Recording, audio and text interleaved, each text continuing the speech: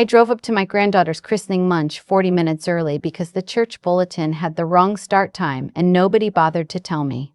That's how I found myself walking through my son's front door at 11:15 on a Sunday in late September, holding a Tupperware of the apple crumble I'd made the night before, with my hair still smelling like the salon where I'd gotten it set the day before so I'd look nice in the photos. The screen door was unlatched. I let myself in.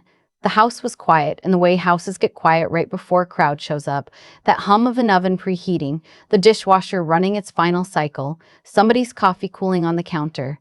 I called out hello. Nobody answered. I figured Daniel and his wife were upstairs getting the baby ready or out back setting up the folding chairs.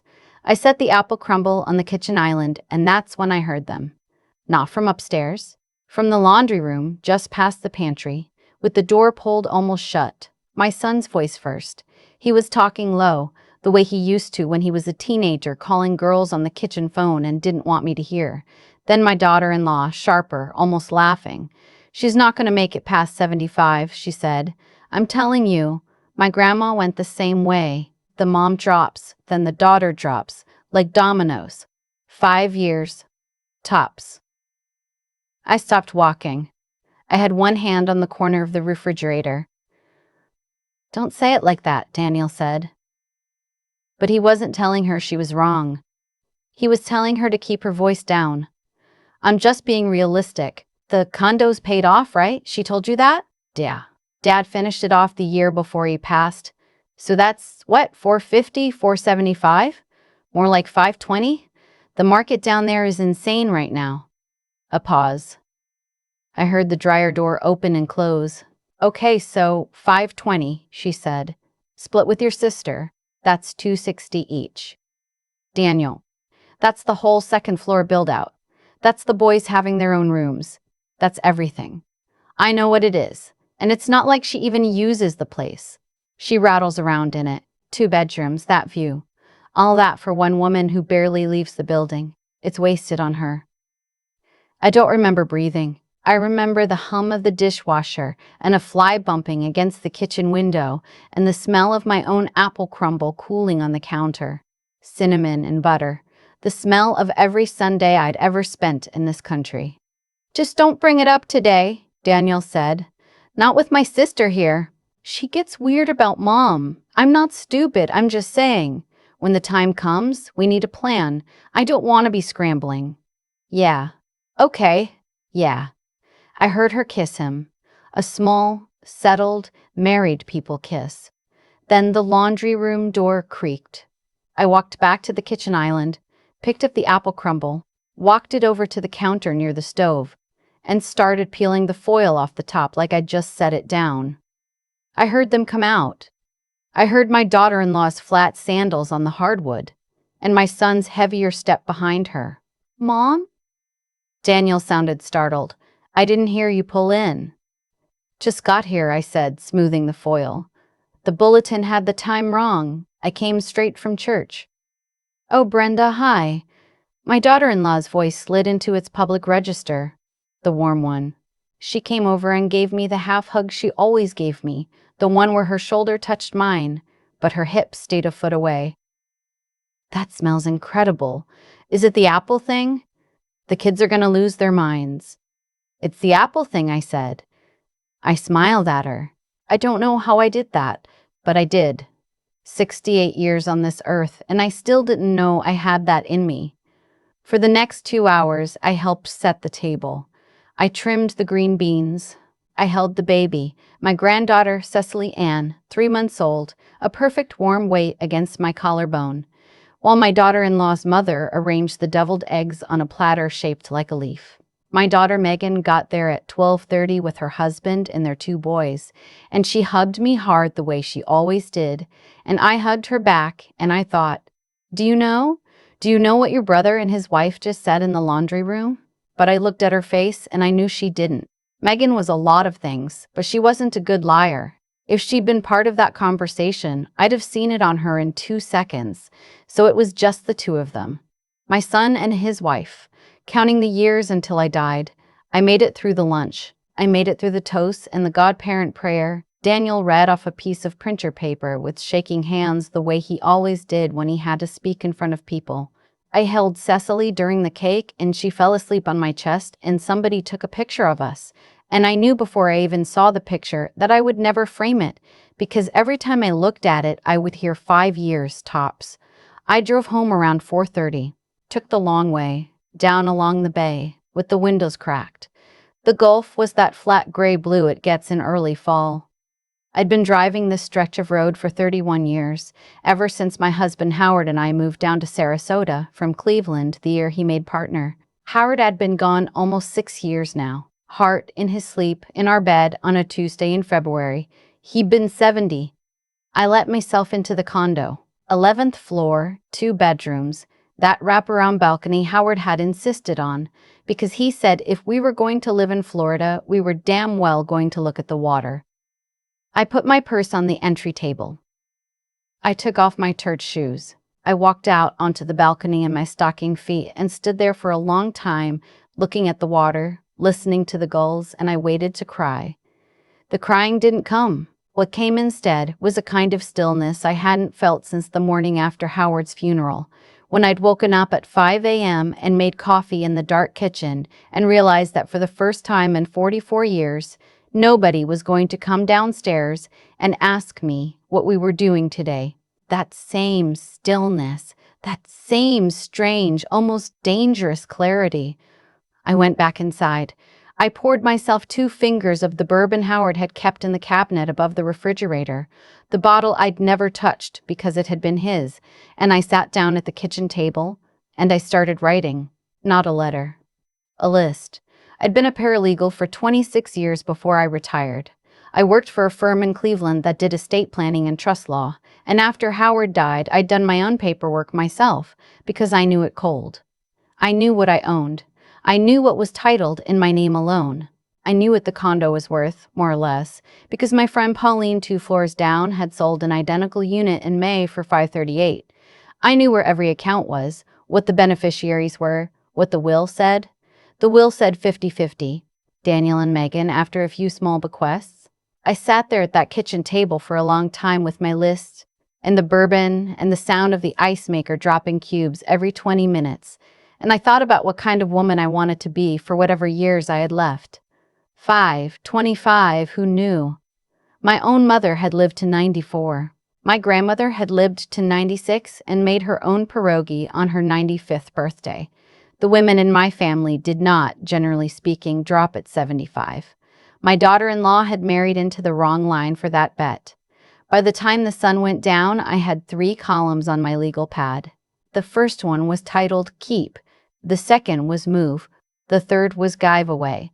The condo went in the Move column. I slept 8 hours that night. Hadn't slept 8 hours in months. Monday morning, I called my friend Diane, who'd been my supervising attorney at the firm in Cleveland and had retired down to Naples about the same time I'd moved to Sarasota. We had lunch maybe 4 times a year. I told her what I'd heard, plain, and I asked her if she'd refer me to a good estate attorney on the west coast of Florida. Somebody sharp. Somebody who specialized in keeping wills from being contested. Diane was quiet for a beat. Then she said, "Brenda, I'm so sorry." "Don't be sorry. Just give me a name." She gave me a name. Robert Tyree, an office in St. Pete, did a lot of high net worth retiree work, knew Florida estate law backwards and forwards. I called him that afternoon. The receptionist gave me an appointment for Thursday. Tuesday, I called a realtor, not the one I'd used when Howard and I bought the condo. That woman was friends with my son's wife. They did Pilates together. No, thank you. I called somebody new, a young woman named Teresa who worked out of an office in downtown Sarasota and had a reputation, according to Pauline, for being a closer. I told her I wanted to list. She asked when. I said after the new year, January 2nd. She came by Wednesday afternoon, walked through the unit, took her photos and her measurements, and we sat on the balcony and looked at comps. She thought I could ask $545 and probably get $550 in a bidding war. The market was hot, and the inventory was thin, and corner units on the 11th floor, with that view, didn't come up but maybe twice a year. "Are your kids on board?" she asked. the way they always do. My kids don't get a vote, I said. Howard left it to me. Now I'm leaving it. She didn't push. I liked her for that. Thursday, I drove up to St. Pete to meet Robert Tyree.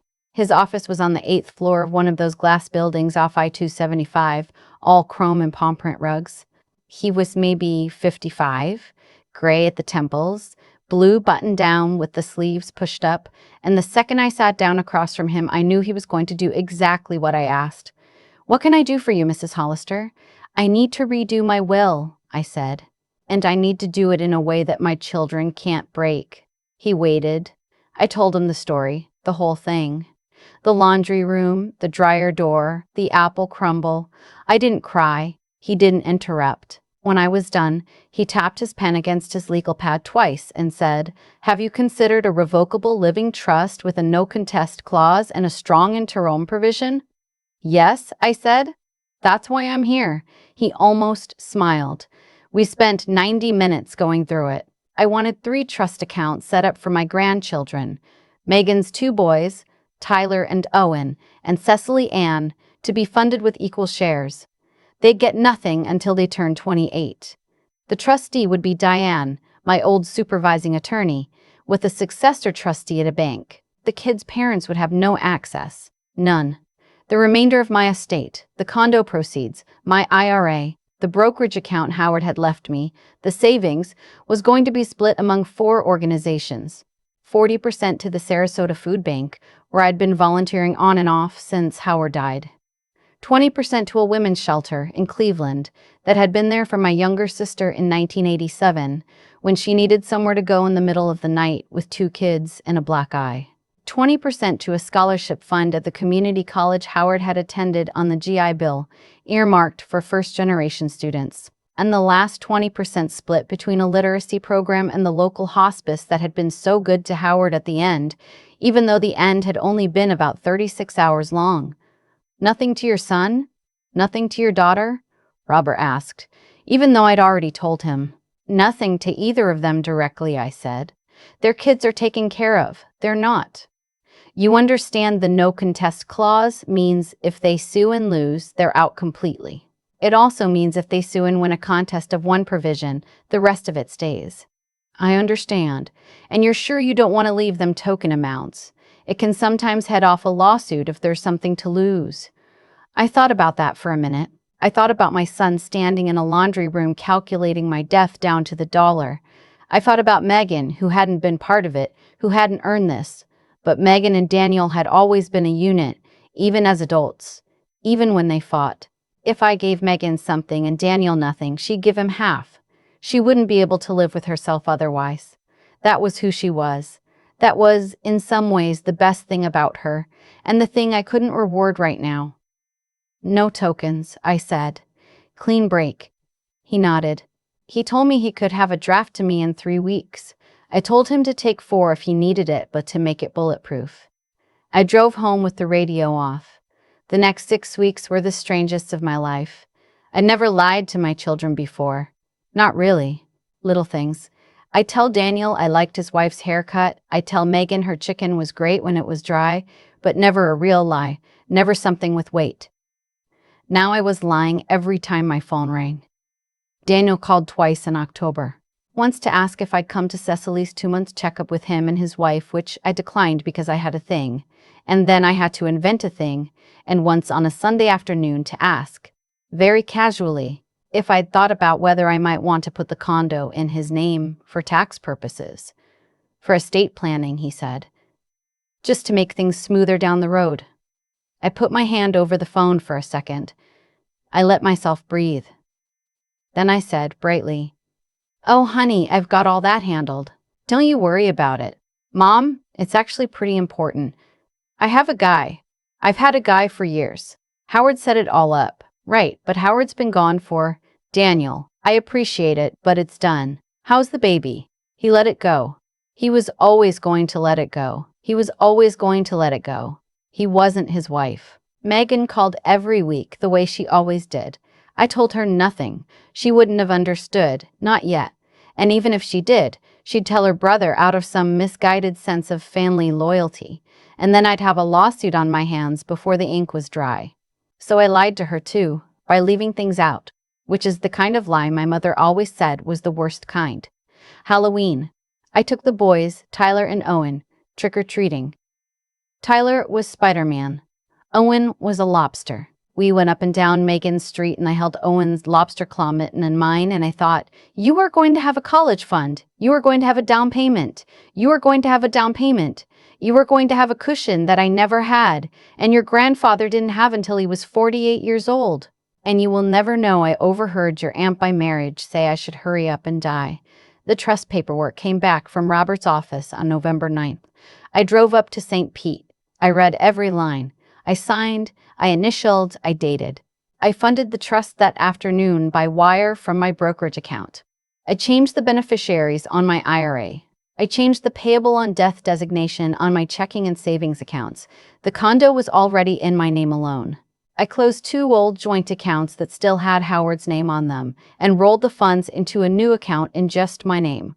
I changed every password on every login on every account. I changed my email password too, just to be safe, and I set up 2-factor authentication on everything.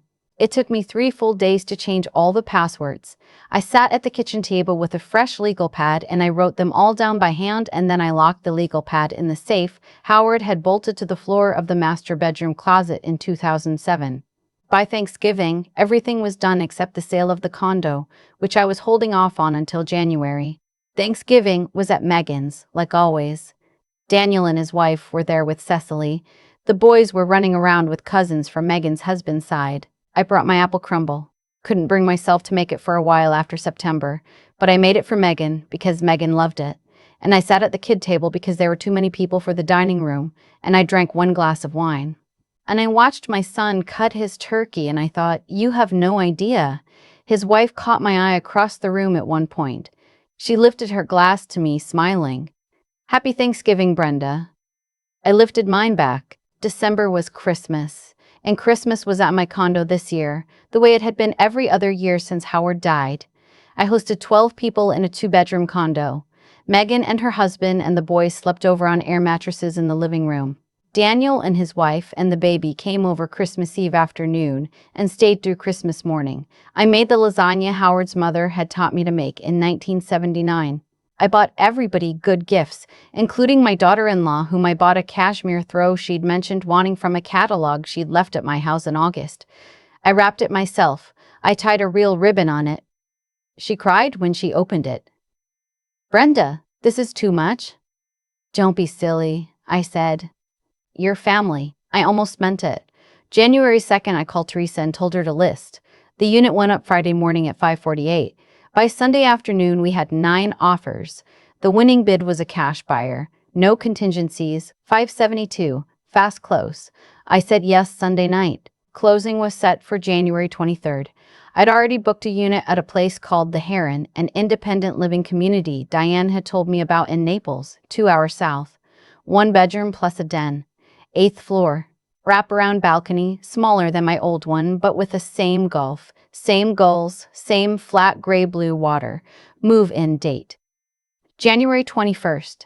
The boxes I'd been packing since November were stacked in the 2nd bedroom.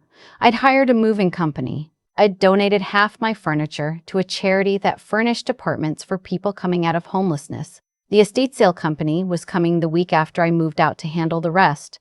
Proceeds to the food bank. The only thing left was telling my children. I didn't tell them. I let them find out. Daniel's wife drove past the condo on the morning of January 21st to drop something off. She said later she was bringing me a casserole. I don't know if that was true. And saw the moving truck in the loading zone and the doorman helping the guys load my couch. She called Daniel. Daniel called Megan. Megan called me. Mom, there's a moving truck at your building. What is going on? I'm moving, sweetie. You're what? Mom. Where? When? Why didn't you tell me? I'm moving to a place in Naples, the Heron. It's a senior community. I've been planning it since the fall. A long, long silence. Mom, are you sick? Did something happen at the doctor? I am not sick. I am in excellent health. I'm moving because I want to. Daniel and I are coming over right now. You can come over, but I'm leaving in about an hour, so make it quick. They got there in 20 minutes, both cars. Daniel pulled up first and Megan right behind him. Daniel's wife was in the passenger seat of his car holding the baby. They all came up the elevator together. I let them in. The condo was almost empty. Just the kitchen table and 4 chairs left and a few suitcases by the door. Mom! Daniel was looking around like he'd never seen the place before. You sold the condo. I did. Without telling us, I'm telling you now. For how much? That was his wife. Quiet. Almost nobody heard her, but I heard her. I heard her perfectly. I looked at her. I looked at her perfectly. I looked at her until she looked away. For $572, I said. Cash. Closes Tuesday. Megan sat down at the kitchen table. She put her hands flat on the wood. Mom, I don't understand. Where is this coming from? We could have helped you. We could have. I don't need help, Megan.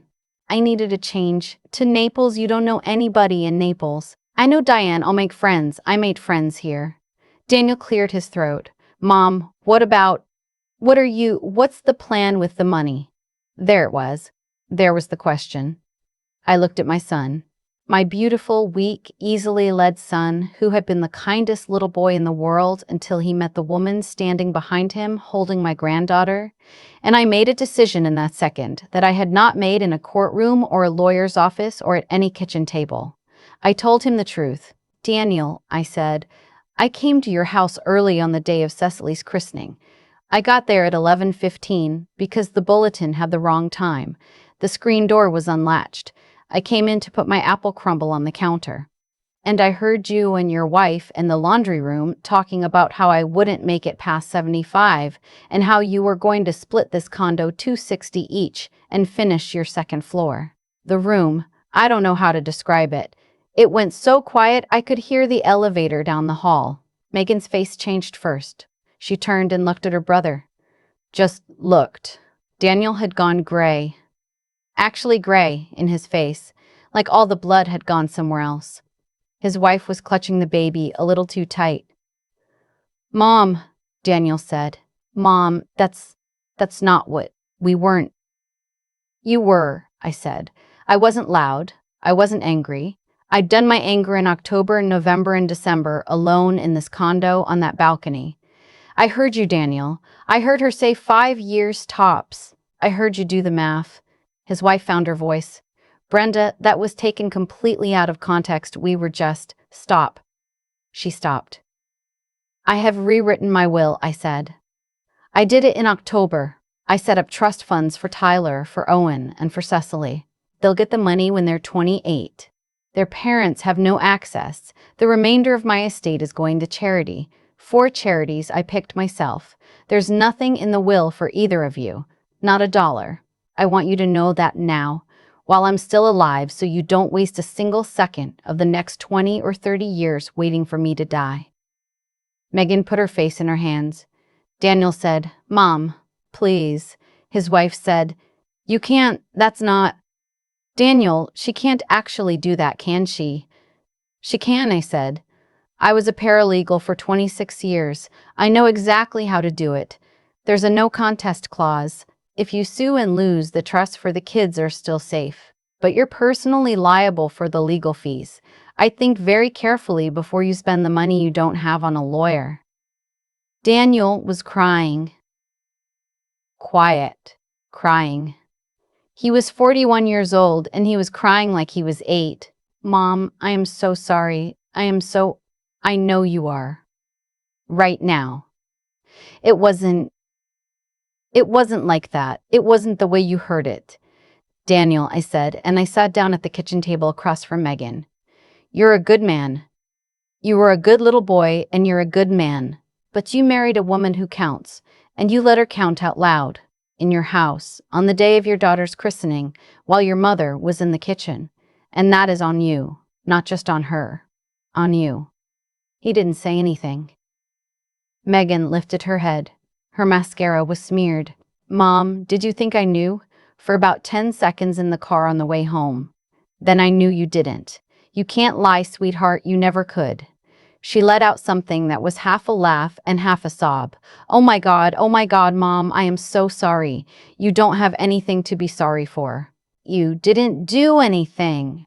I should have known. You couldn't have known. Stop. The movers knocked on the doorframe.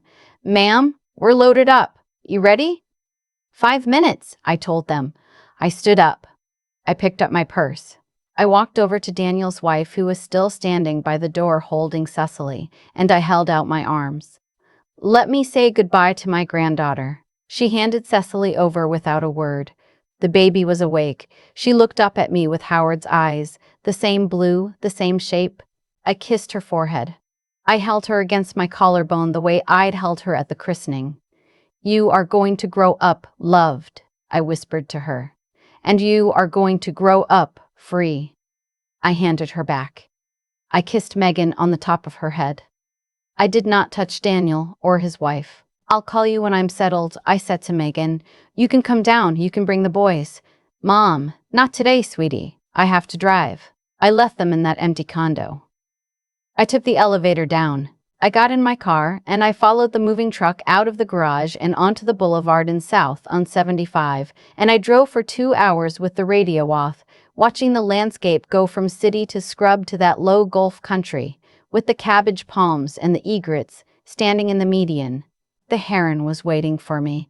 Diane drove up from her place to meet me there.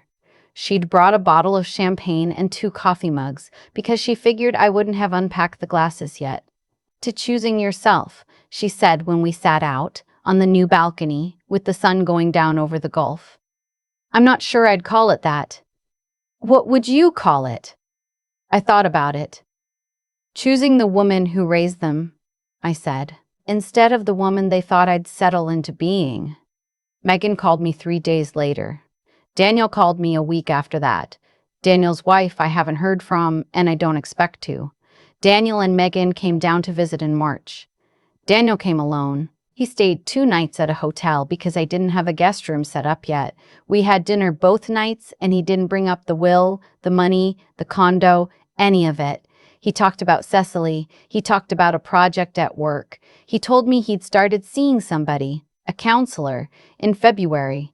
I said that was good. I meant it. He's still married. As far as I know. Megan tells me things are tense. I don't ask follow-up questions. The boys come down twice a year. Tyler's 12 now, Owen's 9. They love the pool here. They love the lizards. Tyler asked me last summer why I moved away from Sarasota. And I told him because I wanted a smaller place with a better view. Which was true and was also not the whole truth. And he was 12 and he didn't push. Cecily is 2. Megan brings her down with the boys.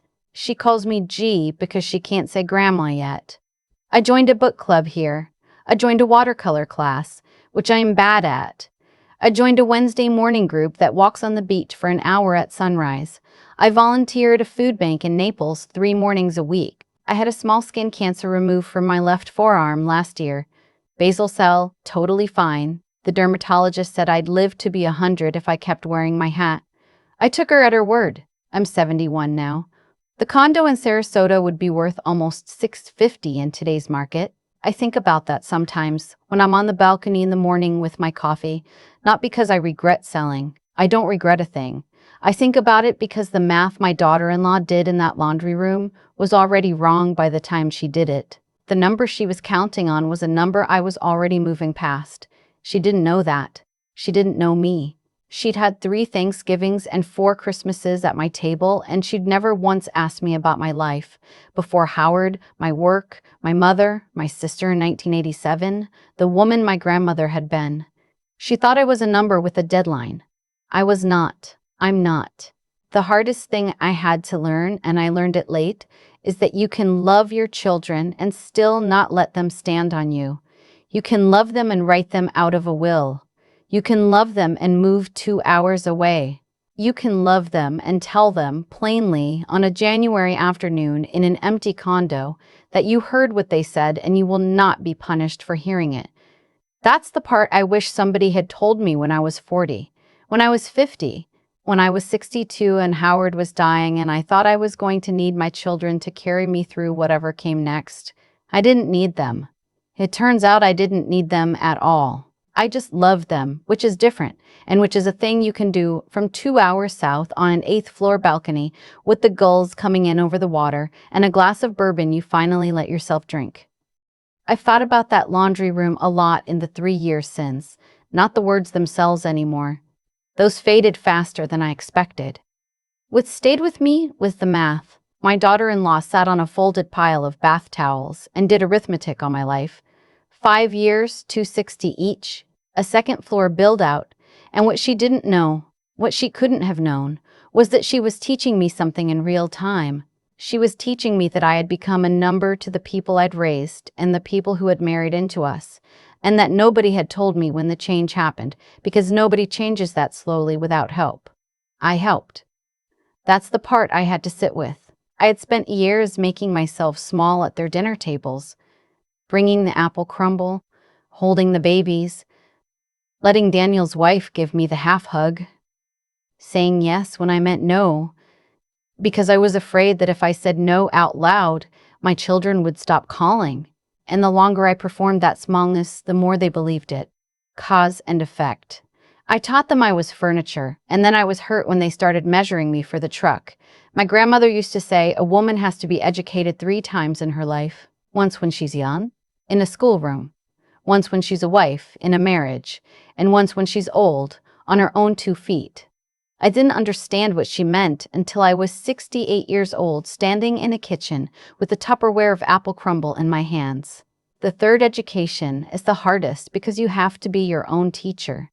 Nobody hands you the books. Nobody grades the work. You sit at a kitchen table with a legal pad and a glass of bourbon, and you ask yourself what kind of woman you want to die as, and you don't get up until you have an answer.